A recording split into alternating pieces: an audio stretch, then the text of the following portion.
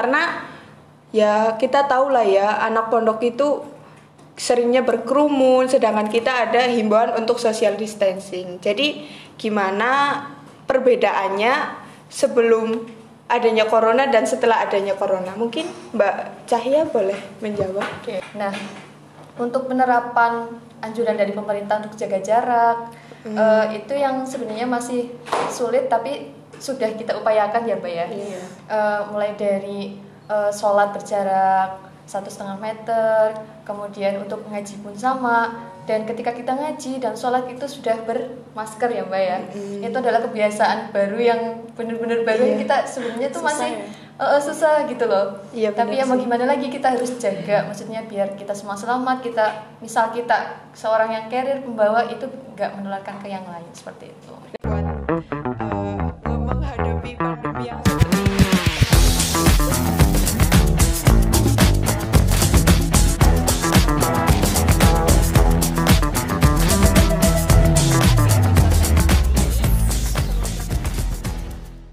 Assalamualaikum warahmatullahi wabarakatuh. Waalaikumsalam warahmatullahi wabarakatuh.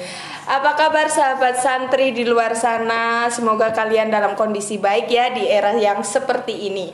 Nah, kali ini ada sesuatu yang baru nih di YouTube Pondok Pesantren Darussalam. Kali ini adalah sesi podcast bersama pengurus Pondok Pesantren Darussalam. Yeay. Akhirnya ada sesuatu yang baru. Iya. Ya. Kali ini saya kedatangan tamu istimewa, mbak-mbak santri berkerudung pink dan berkerudung biru. Iya. Cantik sekali Mbak, apa kabar? Alhamdulillah baik. Alhamdulillah baik ya. Mbak Hati gimana kabarnya? Alhamdulillah saya baik ya. Ya, baiklah. Kita kayaknya perlu kenalan deh, Mbak. Boleh Mbak perkenalkan namanya, terus di pondok sebagai apa, terus ya itu aja dulu. Oke. Perkenalkan, nama saya Cahya. Saya diamanahi sama pondok untuk menjadi ketua pondok putri. Oh, Bu Lurah ya. Aduh, maaf saya kurang sopan. Mbak Lurah ya. Terus yang Mbak kerudung biru? Iya, perkenalkan nama saya Ziana Alawiyah. Saya di pondok diamanahi sebagai koor kebersihan kesehatan yang putri. Oh, jadi di sini kita kedatangan Bu Lurah dan ibu-ibu kebersihan. Oh, kalau ibu-ibu kebersihan kayak kelihatannya kayak itu.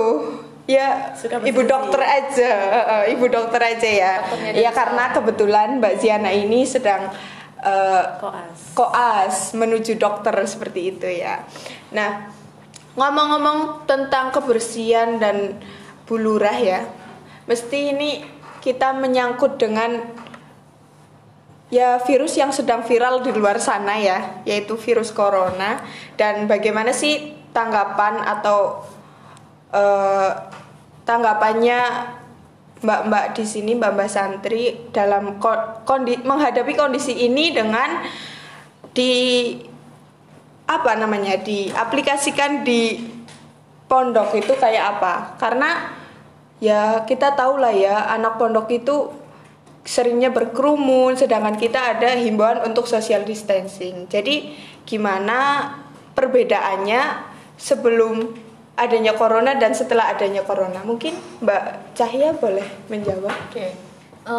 Untuk setelah kita adanya corona, dari mulai bulan Maret itu ya, kita di Pondok Darussalam ini udah menerapkan yang namanya lockdown. Mulai dari tanggal 16 Maret sampai saat ini kita masih lockdown.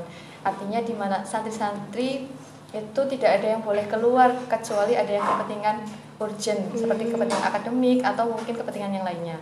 Nah, untuk penerapan anjuran dari pemerintah untuk jaga jarak, itu yang sebenarnya masih sulit tapi sudah kita upayakan ya Mbak ya. Iya.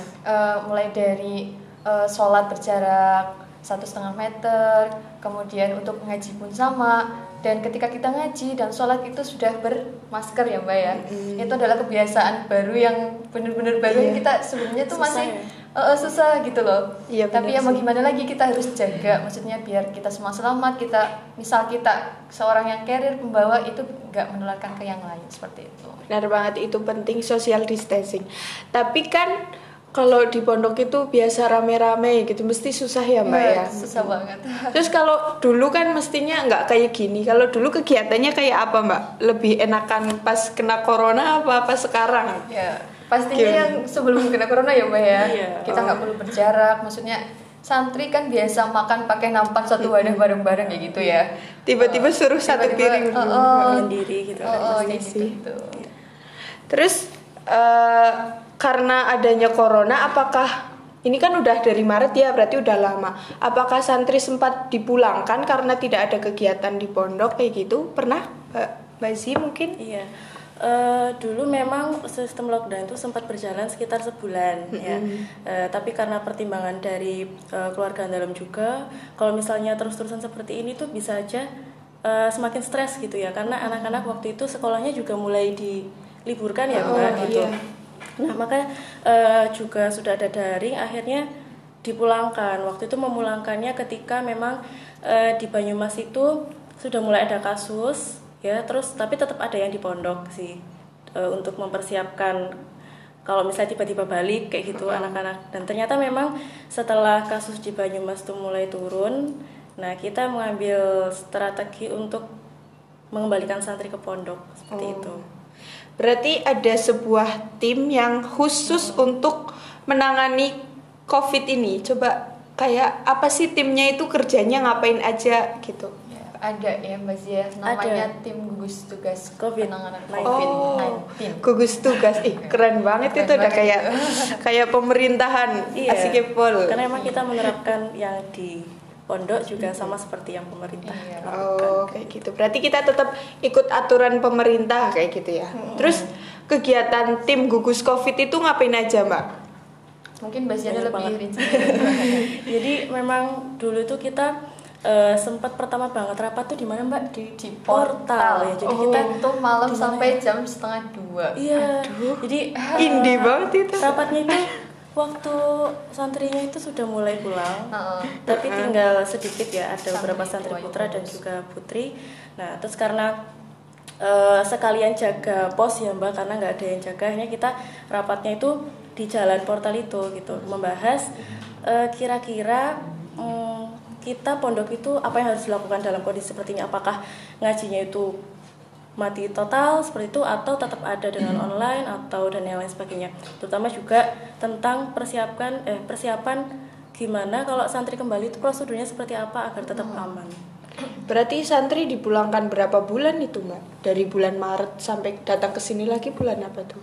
Pemulangan awal itu dulu akhir Maret, Iya. terus kemudian berjarak 10 hari, tanggal 10 April.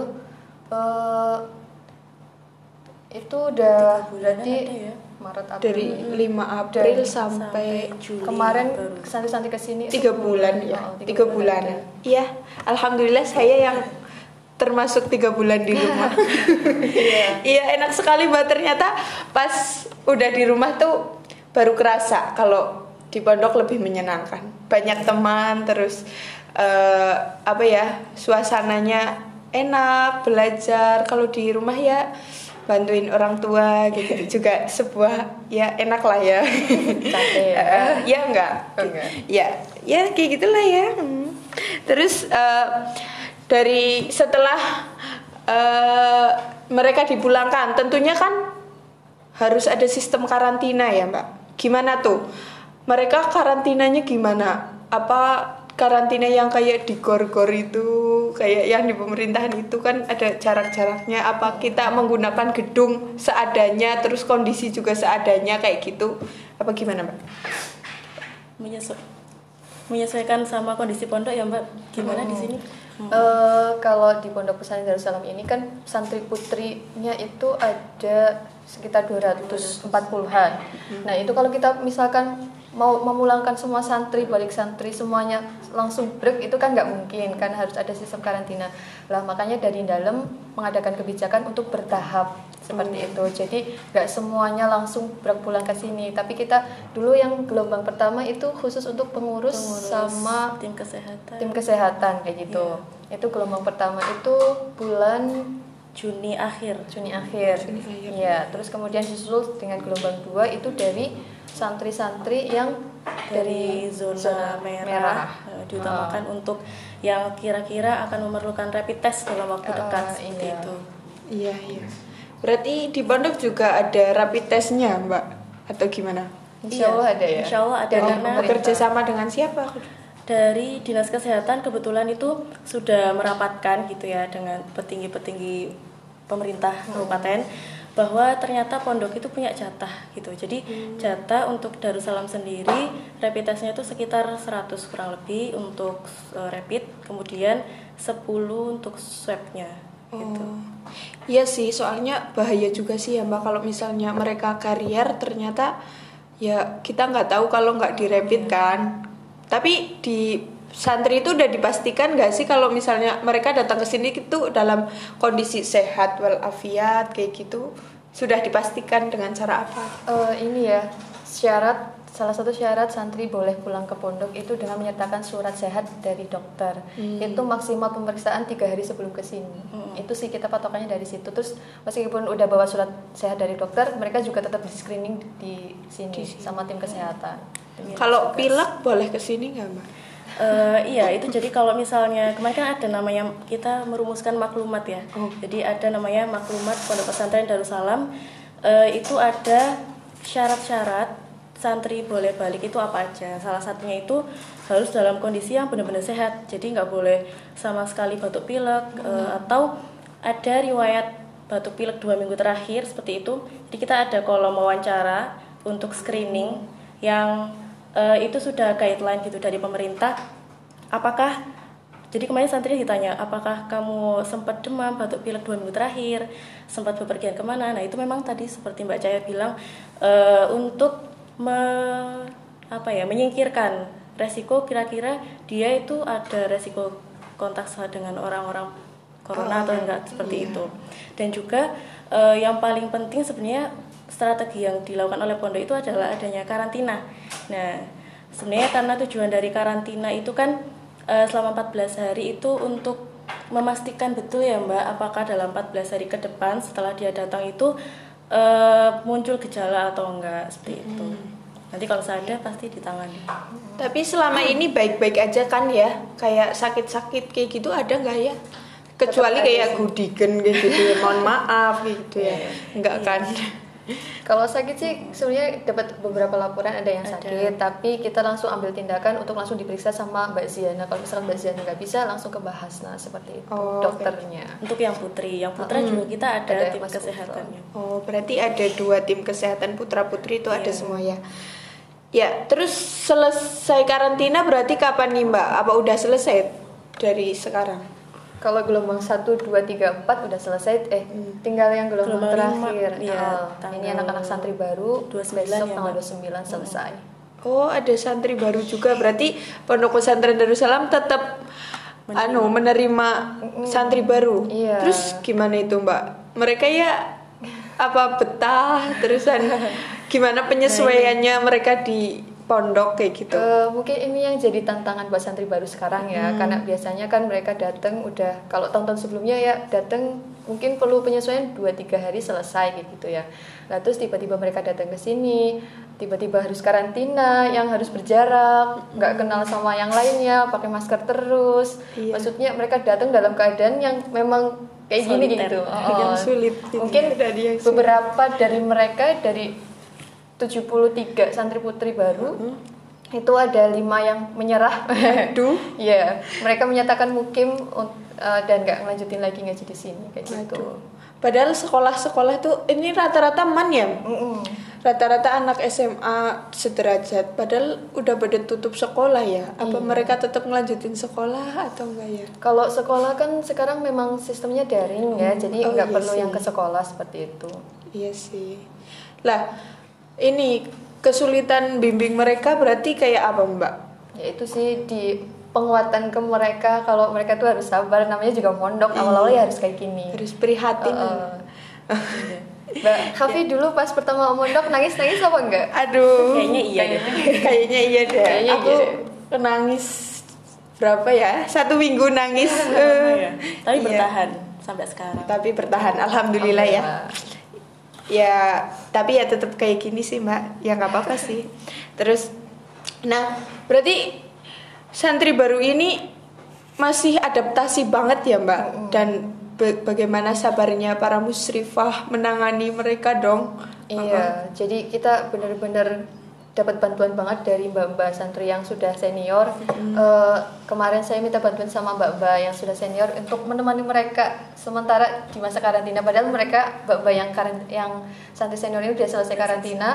Kalau karantina itu kan ada di gedung belakang atau di gedung D. Nah, kalau yang sudah selesai karantina pindah ke gedung depan. Nah, tapi kalau mbak-mbak yang sudah ini tuh mereka tetap stay di gedung belakang untuk nemenin santri baru. Ini mulia sekali mereka Masya dong. Allah. Mereka yang nemenin mereka santri-santri baru buat kayak misalkan ada yang nangis tiap malam ya ada. Kalau ditelepon orang tua nangis ya ada kayak gitu. Saking kangennya. Semoga kalian semua yang santri baru ya di luar sana pada betah dalam kondisi seperti ini, karena mbak-mbaknya ini dan mas-masnya tentunya baik-baik dan mau membimbing kalian semua ya. Nah, Mbak Ziana, kalau misalnya kesehatan santri itu kegiatannya berarti kan karena corona ini kan tentunya perlu kayak adanya apa ya, olahraga, terus itu kan juga anjuran juga kan olahraga, terusan senam atau apa itu ada nggak di pondok? Ya, jadi memang bagusnya pemerintahan kita juga itu telah ada panduan khusus untuk penerapan kesiapsiagaan COVID di pesantren. Sebelum waktu itu juga ada seminar, webinar gitu telah banyak. Nah, telah kita ikuti juga dan mencoba kita terapkan gitu. Nah, yang sekarang berubah ya Mbak dari sebelum ada corona itu memang adanya penerapan protokol kesehatan ya. Teman-teman mungkin juga bisa sekaligus jangan lupa untuk tetap menerapkan di rumah gitu, karena yang pertama apa? Memakai masker ya. Iya. Itu untuk menghindari adanya percikan gitu dari misalnya kita nggak sengaja ketemu sama orang yang kita nggak tahu dia mempunyai virus apa tidak gitu. Nah, kita dengan masker bisa menghalangi itu. Kemudian juga cuci tangan ya, cuci tangan yang pakai sabun dan pakai air. Kalau misalnya memang terpaksa nggak ada sabun cuci tangan, ya bisa pakai hand sanitizer. Kemudian, nah ini juga paling penting yaitu physical distancing dan social distancing. Mbak Hafi mungkin sudah pernah dengar. Iya sih, tapi Iya. ternyata kalau di pondok tuh susah ya Mbak. Kayak maksudnya tetap social distancing, tapi dalam suatu kegiatan tertentu tuh tetap ada ya, tetap ada yang nggak bisa kayak gitu karena ya tempat, terus masa iya ngaji dikelompokin nanti ustadzahnya atau ustadznya pakai gimana dong kayak gitu kalau beda ruangan terus kan nggak mungkin juga kan kalau misalnya kegiatan di pondok pesantren mati total karena lagi COVID gitu. Malahan bisa menimbulkan stres nggak tuh Mbak Zi? Nah iya itu, tapi bagusnya juga di kita memang ngaji itu tetap ada dan tentunya dengan tadi misalnya pas ngaji juga mereka tetap pakai masker, berjarak, ketika sholat jamaah juga berjarak seperti itu. Kalau yang sudah selesai karantina bisa merapat seperti itu. Nah, dalam kegiatan sehari-hari untuk menghindari adanya kejenuhan santri dalam masa karantina ya terutama itu kita ada menyediakan fasilitas olahraga ya. Iya. Jadi ada banyak apa aja ya, Ada skipping, ada senam, sepak bola, voli, badminton. Bersepeda juga. Bersepeda. Ya tuh sepeda viral banget karena corona tuh penjual sepeda itu laris ya. untung banyak ya. Karena kayak setiap lagi jalan itu di luar sana gitu pas masih di rumah gitu kan. Tiba-tiba ya sepeda bergerombol sepedaan lagi dan saya lihat itu masih kinclong, berarti mereka kan baru beli kayak gitu ya. Mengamati banget ya. Iya, harus mengamati karena ya adik-adik saya juga termasuk yang beliin sepeda kayak gitu kan karena corona biar ada kegiatan gitu kan Mbak. Iya. Terus kesulitan santri baru itu keluhannya yang aneh-aneh Mbak, kayak apa sih biasanya tuh mereka masih nangis atau ada yang ngompol apa gimana? Kalau sampai yang ngompol-ngompol sih kayaknya nggak ada ya Fabi ya. Cuma ini aja sih. Kemarin pas 3 hari awal itu memang kita nggak menerapkan kayak yang pemadatan ngaji itu belum ada. Karena kita kan mulai ngaji dinia itu mulai tanggal 15 dan santri baru itu kesini tanggal 11 ya, rentan 3 hari ituan.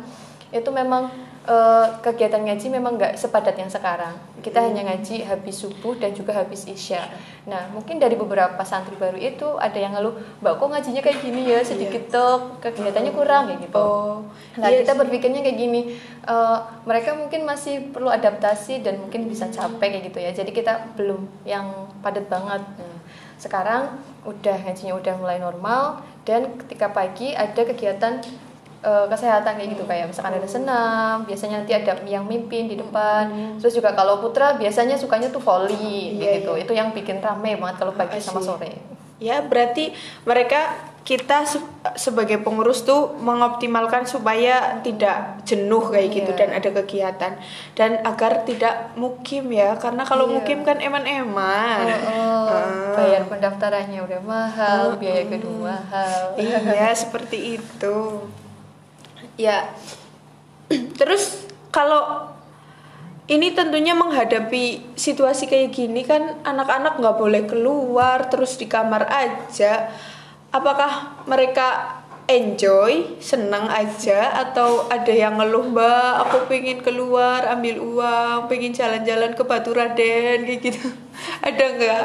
Biasanya kan pasti ya. Kayak gitu ya, pasti ada ya, Mbak? Pasti ada, karena memang namanya kita makhluk sosial ya, jadinya mungkin mereka yang biasanya ketemu temen untuk jalan-jalan gitu ya Mbak, mungkin ke mall atau kemana nonton. Nah sekarang benar-benar dibatasi, jadi kalau boleh diizinkan untuk keluar, tapi untuk hal-hal yang urgent ya Mbak, kalau nggak akademik gitu. Memang agak diperketat seperti itu yang mungkin kurang nyaman seperti itu. Dan tentunya tetap mengikuti protokol kesehatan ya, kalau keluar itu. Ya. Nah, setelah itu tentunya dalam kondisi kayak gini ada hikmahnya dong, ada hikmah dari adanya corona. Salah satunya atau bisa diceritakan banyak gitu perbedaan antara dulu pas lagi normal, terus sekarang pas setelah corona itu santri banyak perubahan apa aja, kayak mungkin mereka jadi bersihan atau jadi malah tambah sukanya di kasur, nyaman kayak gitu kan. Ya barangkali gitu loh. Ini salah satu perubahan yang terlihat lumayan mencolok gitu ya Mbak Hafi. Ketika sebelum ada corona dan setelah ada corona itu adalah jamaahnya santri putri. Santri putri ini ya. Santri putri ya.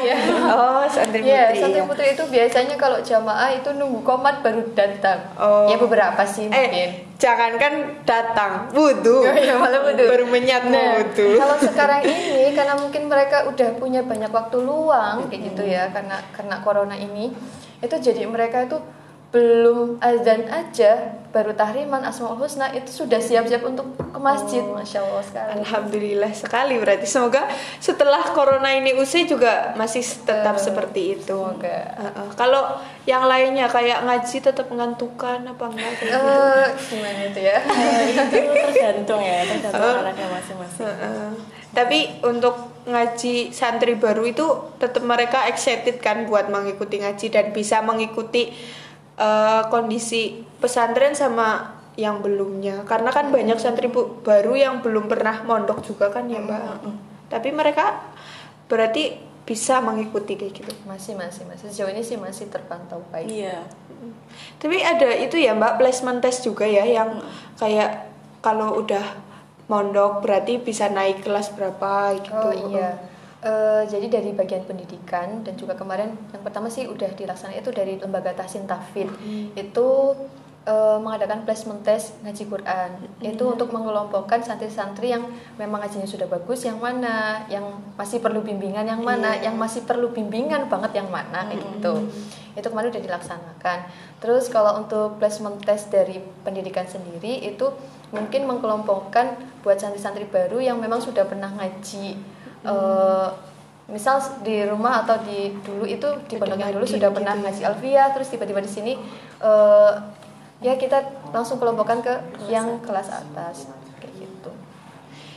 Ya, jadi semoga kondisi Indonesia dan dunia saat ini segera membaik ya, karena ternyata banyak kekurangan dan kelebihannya. Kayak hikmahnya untuk pondok pesantren juga tadi kayak jamaahnya jadi rajin, wah alhamdulillah sekali. Terus ngajinya juga rajin, jadi nggak bolong-bolong, nggak banyak main, itu kan syukur ya. Tapi resikonya juga banyak seperti itu kan ya Mbak Si dan Mbak Cahya. Nah, terakhir nih, mungkin ada pesan-pesan buat teman-teman YouTube di luar sana yang lagi nonton, atau teman-teman alumni ya yang kangen Darussalam, kangen. Mungkin pesannya apa nih? Mungkin buat teman-teman YouTube yang di luar sana, karena kita masih berkutat dengan corona sampai saat ini, dan kebetulan di Banyumas ini lagi malah naik lagi ya. Pesan saya tetap harus selalu menjaga dan melaksanakan protokol kesehatan seperti memakai masker, mencuci tangan dengan sabun, dan juga berjarak atau social distancing seperti itu. Terus untuk alumni tadi ya Mbak Hafi, mungkin ya sudah kangen dengan abah dan ibu. Sebenarnya sudah boleh untuk melakukan sowan ke dalam, tapi tetap harus konfirmasi ke pengurus dulu, satu. Dan yang kedua, harus menjalankan protokol kesehatan seperti bermasker seperti tadi, seperti itu. Kalau Mbak Ziana ada? Ya, kurang lebih sama ya dengan Mbak Cahya. Cuman yang jelas kalau misalnya teman-teman terkait berita-berita di media sosial seperti itu, terutama terkait corona, kadang kan ada yang membom gitu ya, sekalinya ada berita hoax mungkin apa gitu, itu langsung menyebar dan itu rawan membuat panik gitu. Jadi teman-teman harap untuk berhati-hati dan memilah-milah lagi apakah informasi itu memang benar layak untuk kita terima seperti itu atau tidak, atau kita perlu mengonfirmasi kepada mungkin orang yang lebih paham tentang hal itu seperti itu. Dan selain itu juga tentunya dengan adanya work from home mungkin kemudian sekolah di rumah juga, itu teman-teman bisa semakin memanfaatkan waktu luangnya untuk hal-hal yang positif gitu. Jadi jangan sampai hanya rebahan aja gitu ya, rebahan aja atau mungkin males-malesan gitu. Padahal sebenarnya mungkin banyak kesempatan atau hal-hal positif yang bisa kita lakukan seperti itu. Terutama juga yang paling penting juga kita punya kesempatan lebih untuk semakin mendekatkan diri kepada Allah tentunya. Insyaallah. Oke, jadi udah ya gitu aja paling obrolan kita di episode pertama ini. Semoga bermanfaat. Jangan lupa ngaji. Pokoknya walaupun dalam kondisi seperti ini, kalian para santri dan alumni tentunya himbauan dari Abah itu juga suruh ngaji terus ya dalam kondisi apapun. Ngaji Al-Quran atau sorogan atau baca kitab kuning itu kan bermanfaat ya Bu Lurah ya, sama buduk ya. Jadi tetap semangat dan stay fake buat menghadapi pandemi yang seperti ini ya. Mungkin seperti itu aja. Terima kasih sudah menjadi tamu undangan di podcast kami dan menyempatkan diri, dan tadi sangat bermanfaat ya, semoga. Dari saya cukup sekian. Terima kasih. Wassalamualaikum warahmatullahi wabarakatuh. Waalaikumsalam warahmatullahi wabarakatuh.